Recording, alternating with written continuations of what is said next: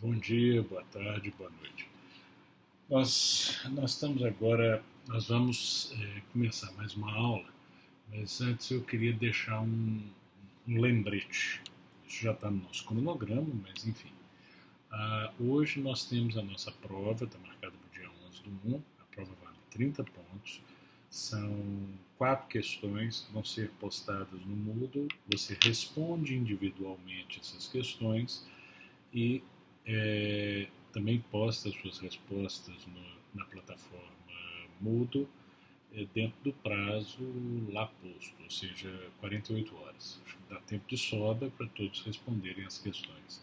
A prova é individual, então cada um vai responder a sua, e a matéria que será colocada, ela diz respeito a todas as videoaulas e aos textos indicados e ao nosso único encontro sincrônico realizado até então. E isso significa que a matéria vai até o artigo 216, letra A.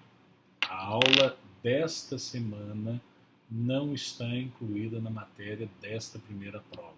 Acredito que vocês não vão ter dificuldades em realizá-la. São 4 questões relativas à matéria dada, ou seja, quem viu as videoaulas, quem leu os textos, eu tenho certeza que não terá dificuldade em responder as questões que foram formuladas. Bom, vamos então seguir com a matéria a partir do artigo 216, letra A, e que, repito, não é objeto da nossa prova. Lembrando que, quando estudamos estupro, nós fizemos a diferença de estupro para estupro de vulnerável.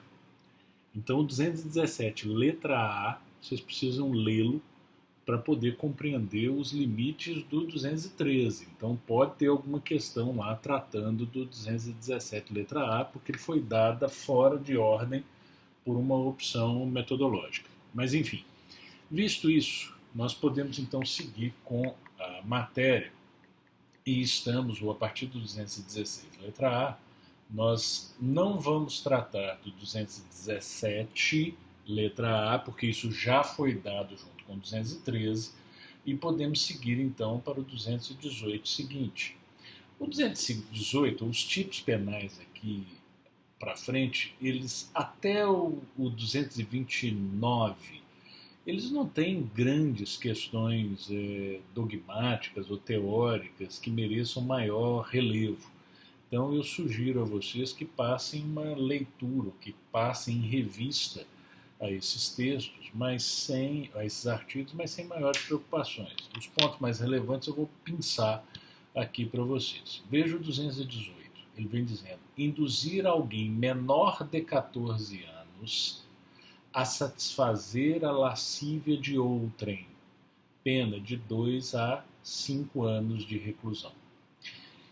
É importante vocês não confundirem o crime de corrupção de menores do artigo 218, do delito de corrupção de menores do artigo 244, letra B do Estatuto da Criança e do Adolescente.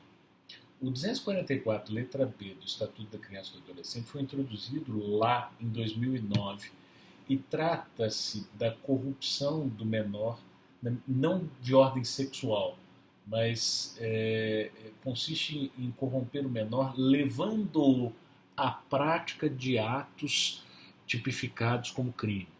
Então, se você comete um crime de furto e leva um menor para te ajudar no cometimento desse crime de furto, você, além do furto, comete o crime de corrupção de menores do artigo 244, letra B do Estatuto da Criança e do Adolescente. Não é disso que estamos falando. O que o 218 fala é induzir alguém menor de 18 a satisfazer a lascívia de outrem. O que é isso? Os desejos sexuais de outra pessoa. Lembrando muito bem que aqui você deve fazer uma distinção, que os manuais não lembram muito de fazê-lo, mas eu acho que merece a atenção de vocês. O 218 fala em induzir. Quando você estudou lá no Penal 3 o crime de induzimento ou instigação ao suicídio, vocês viram que há uma diferença entre o verbo induzir e instigar. O induzir é criar uma vontade que não existe. Lá, no suicídio, de se matar. Aqui, de satisfazer a vontade e os desejos sexuais de outra pessoa. O instigar não é criar uma vontade inexistente. O instigar é reforçar a vontade que já existe. Então veja, se um menor chega a você, e aí nós estamos tratando da literalidade do texto do artigo 218, se o menor chega a você e você já manifestando o desejo de satisfazer as lascívias de outra pessoa, e você reforça isso, diz, não, vai lá, é isso mesmo, pode ir, não tem problema nenhum, etc, etc, você estaria instigando e não induzindo. Agora, se você cria a vontade nesse menor, você está então induzindo e, portanto, cometendo o crime do artigo 218. O que eu acho mais complicado no artigo 218 é a relação do 218 com o crime de estupro de vulnerável. Veja só, um menor satisfazer a lascívia de outrem, ou um menor satisfazer os desejos sexuais de outrem, este outro, se tem conhecimento da idade menor de 14 anos, está cometendo um crime de estupro de vulnerável. Então, se eu induzo uma pessoa que eu sei que é menor de 14 anos a manter contato sexual com outra pessoa, ou seja, a praticar atos libidinosos e ou conjunção carnal, eu estaria participando do crime de estupro de vulnerável praticado pelo outro.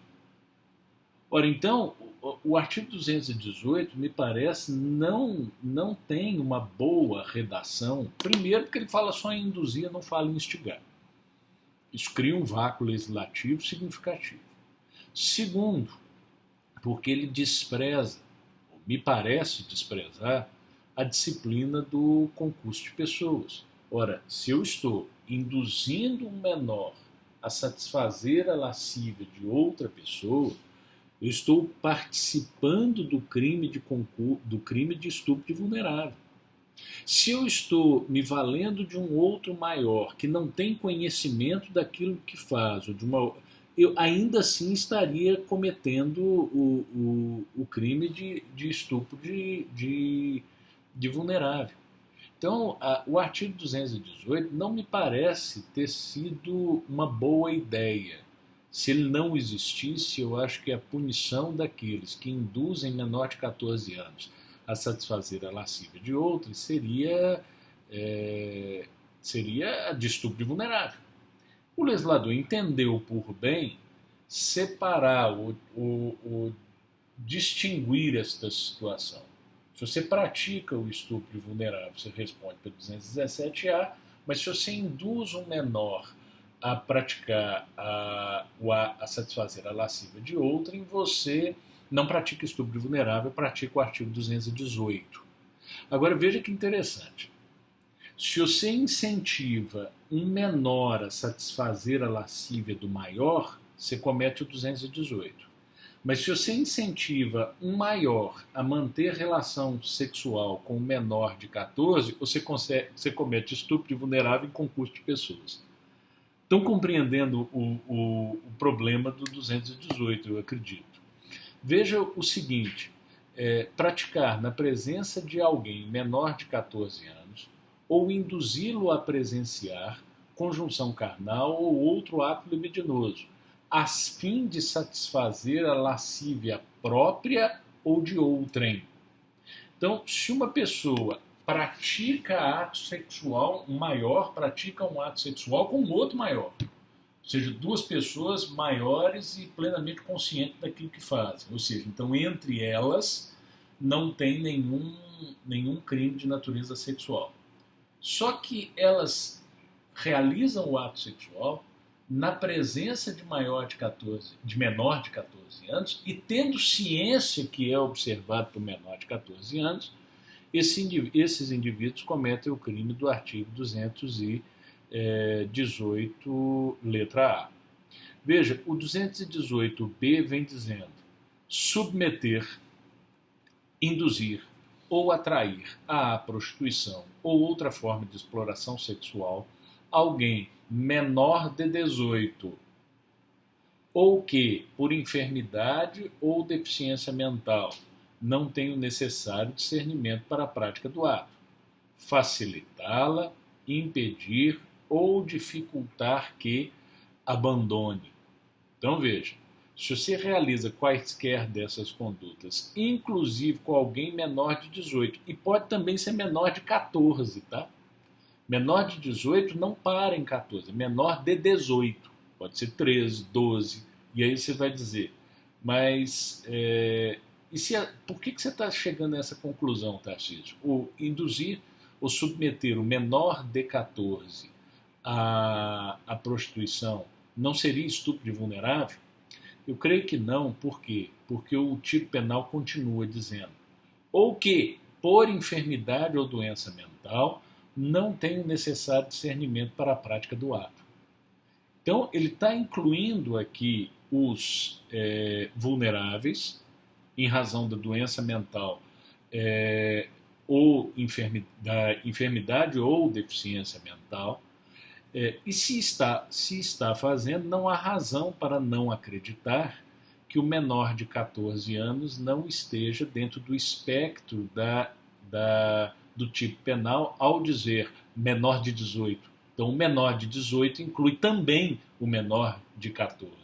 Não estaria o sujeito ativo se aquele que induz ou atrai a prostituição, sendo menor de 14, não estaria o sujeito ativo saindo do âmbito de incidência do 218 letra B e entrando no 217 letra A. Bom, a pena é de 4 a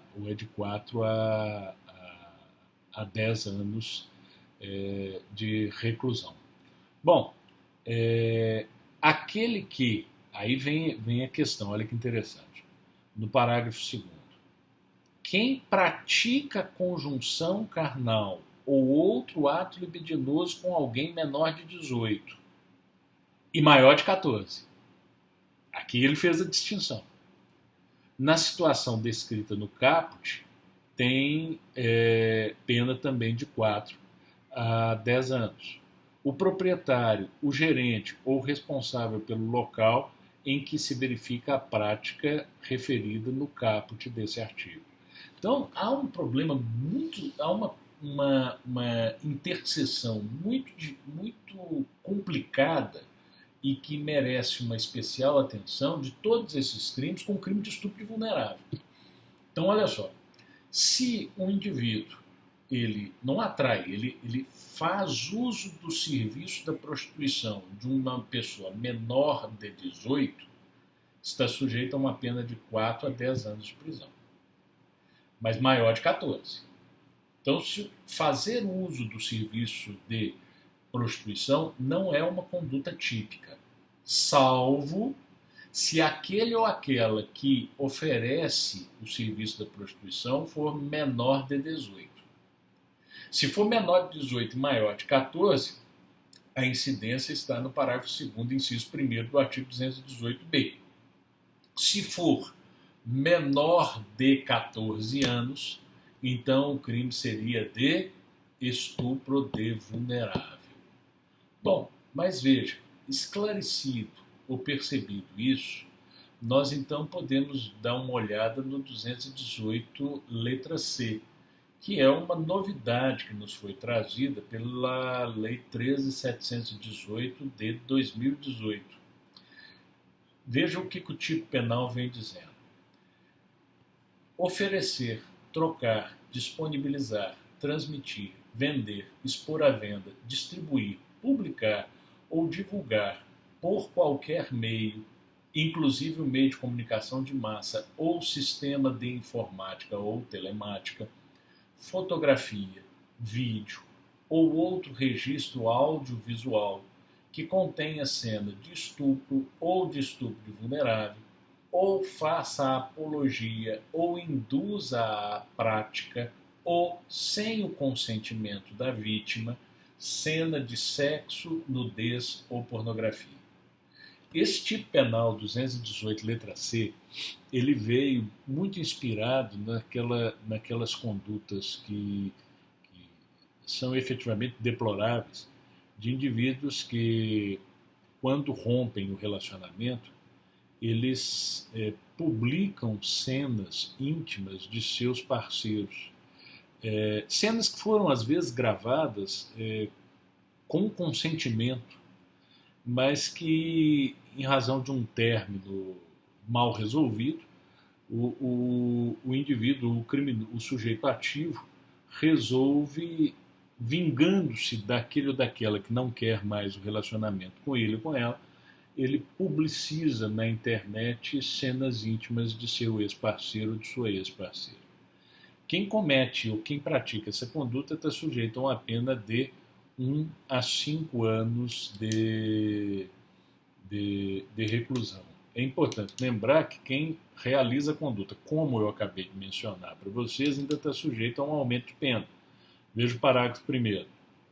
A pena é aumentada de 1/3 a 2/3 se o crime é praticado por agente que mantém ou tenha mantido relação íntima de afeto com a vítima ou com um fim de vingança ou de humilhação. É exatamente o exemplo que mencionei para vocês. Bom, esses são os tipos penais que acho que vocês não têm nenhum problema dogmático mais profundo, a não ser o cuidado que a gente deve ter com a relação desses tipos penais com o estupro vulnerável, e acho que nós podemos já nos dedicar a tipos penais um pouco mais complexos. Veja bem, vamos passar a olhar agora o delito de o capítulo 5º, que trata do lenocínio e do tráfico de pessoas para fins de prostituição ou outras formas de exploração sexual. O 227 traz uma questão interessante. Induzir alguém a satisfazer a lascívia de outrem, pena de 1 a 3 anos. Quando eu vi esse tipo penal pela primeira vez, ele me trouxe algum espanto, que veio dizer o seguinte: mas peraí, tem que ser menor, né? Porque se eu induzo, ou seja, se eu crio a vontade em uma pessoa maior de satisfazer os desejos sexuais de outra pessoa maior, com plena capacidade ou com pleno uso de sua capacidade mental. E aquele que eu induzi aceita a indução e satisfaz os desejos sexuais do outro. Que bem jurídico foi lesado com isso? Ou seja, o que eu tenho... Aí pensei, não, isso tem que ser para menores de 18, né? Seria isso. Só que lendo o parágrafo 1º, eu vi que eu estava errado. Porque o parágrafo 1º diz o seguinte: se a vítima é maior de 14 e menor de 18, ou o agente é seu ascendente, descendente, cônjuge ou companheiro, irmão, tutor, curador ou pessoa a quem esteja confiada para fins de educação, de tratamento ou de guarda, a pena de 2 a 5 anos. Ou seja, existe uma qualificação se a vítima é maior de 14 e menor de 18. Significa que o caput se refere às vítimas maiores de 18. Ou seja, induzir alguém maior de 18 a satisfazer a lascívia de outra pessoa maior de 18, ambos maiores, capazes e plenamente no uso de suas faculdades mentais, é crime, nos termos do artigo 227 do Código Penal. Esse é um claro tipo penal que me parece não ter ofensa a bem jurídico. Ou seja, quando você vê o crime de estupro, tem uma clara ofensa a bem jurídico, qual seja a liberdade sexual. Cada um é livre para usar o corpo e satisfazer-se sexualmente com o seu corpo da forma que bem entender. E forçar alguém a satisfazer os seus desejos sexuais, invadindo a liberdade sexual do outro, é obviamente um crime da mais alta reprovabilidade.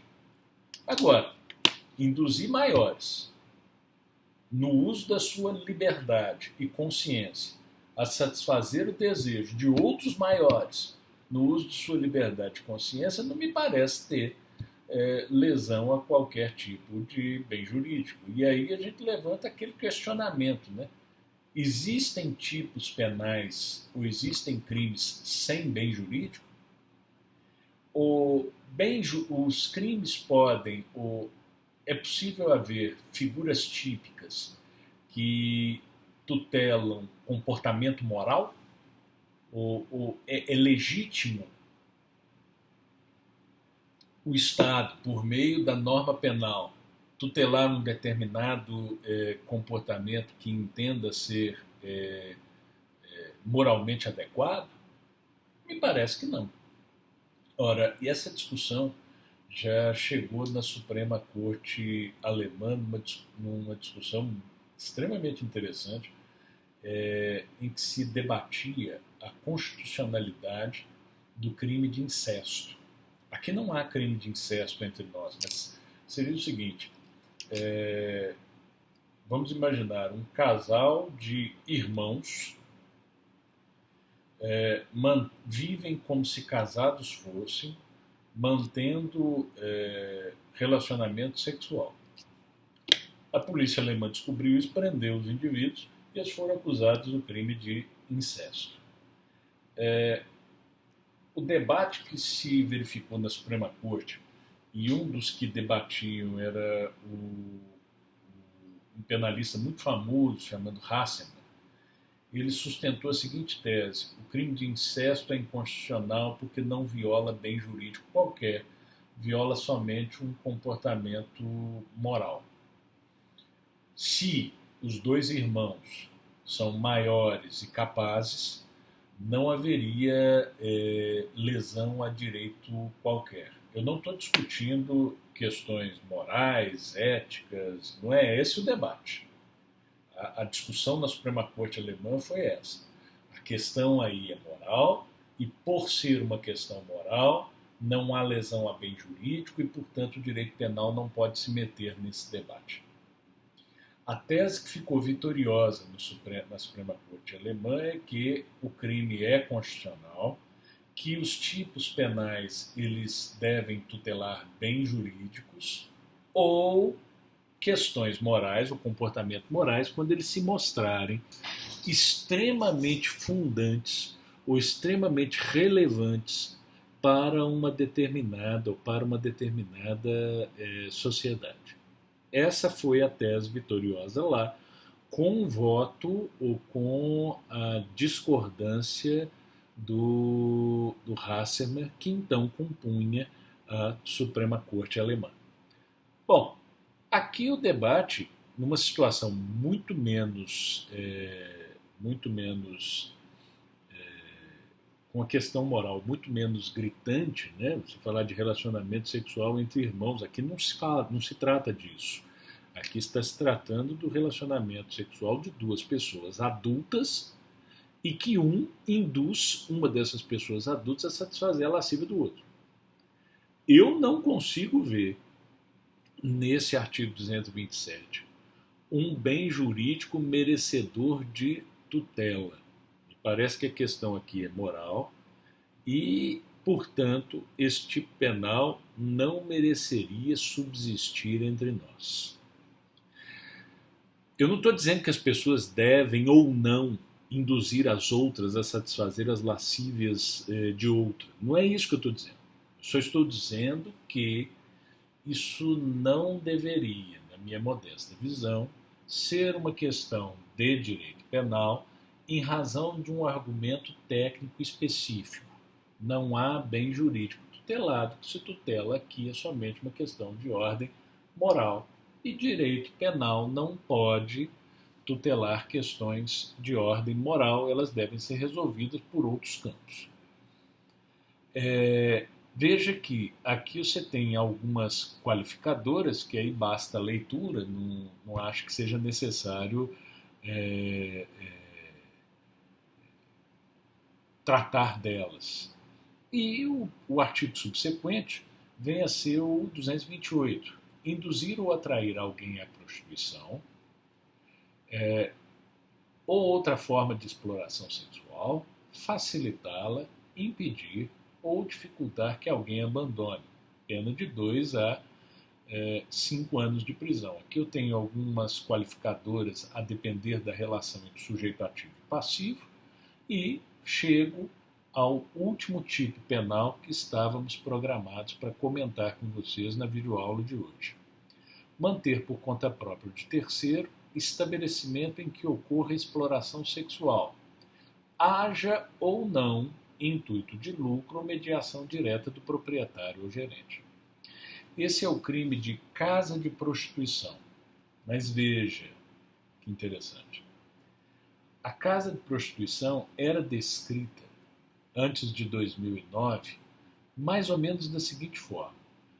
Manter por conta própria ou de terceiro estabelecimento destinado à prostituição ou encontros de natureza libidinosa, haja ou não intuito de lucro ou mediação direta do proprietário ou gerente.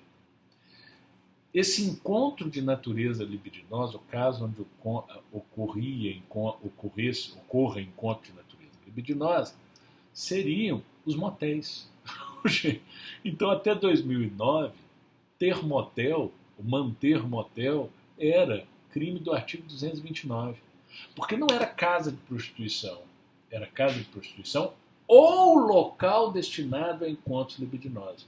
É claro que os motéis estão aí, estão entre nós muito antes de 2009 e a lei penal, o artigo 229, não era efetivamente aplicado. Desde que eu era menino, na saída de Belo Horizonte para o Rio de Janeiro, tinha lá os motéis e ninguém fazia questão de esconder que era motel. Estava escrito lá como está hoje, motel. Isso bem antes de 2009. E eu não tenho notícia que as pessoas lá eram presas pelo artigo 229. Em 2009, o legislador, ciente de que a sociedade não via os motéis como um problema e que a norma penal não era efetivamente aplicada, resolveu realizar uma parcial abolitio criminis. Ele reformulou o artigo 229, excluindo o local para encontros libidinosos. E aí o tipo ganhou a redação que tem hoje. Manter por conta própria ou de terceiro estabelecimento em que ocorra a exploração sexual, haja ou não intuito de lucro ou mediação direta do proprietário ou gerente. O ponto importante aqui é a natureza desse crime. O crime de casa de prostituição é um delito habitual. E o que é crime habitual? Crime habitual é aquele que não se consuma com uma só ação. Se eu abrir a casa de prostituição um dia, eu não cometo esse crime. Eu só cometo esse crime quando a reiteração de atos me permita dizer que eu estou mantendo uma casa de prostituição.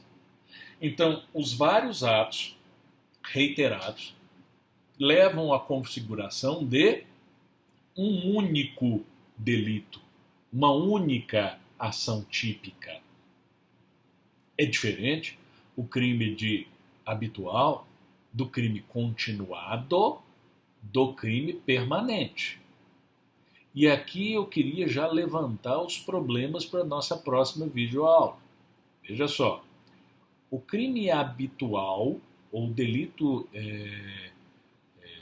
habitual, eu tenho várias ações que isoladamente não são crime e que, praticadas de forma reiterada, levam à configuração de um único crime.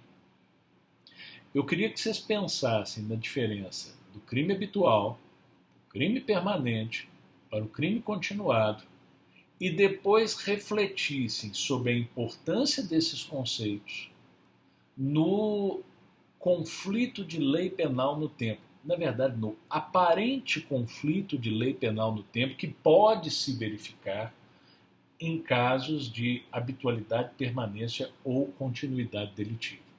Bom, Mas deixamos essas questões para serem tratadas na videoaula da próxima semana. Hoje à noite eu posto a prova para vocês e estou à disposição para esclarecer dúvidas mais uma vez à noite. É claro que à noite eu não posso esclarecer dúvidas sobre as questões da prova. Então, as questões da prova eu não vou tratar hoje à noite, porque senão eu vou acabar privilegiando pessoas que vão acessar a internet hoje à noite. Então, hoje à noite nós podemos falar de qualquer questão, menos das questões postas na prova, e isso obviamente não poderá ser comentado, não poderá ser tratado por mim. Tá certo? Para que não haja nenhum desequilíbrio entre vocês. Então, repito, hoje à noite eu tiro dúvidas, eu não posso tirar dúvidas sobre questões que estão sendo tratadas na prova de vocês, correto? No mais, foi um prazer, até a próxima semana e espero vocês na live no canal do Haddad na quarta-feira, tá certo? Um abraço, tchau.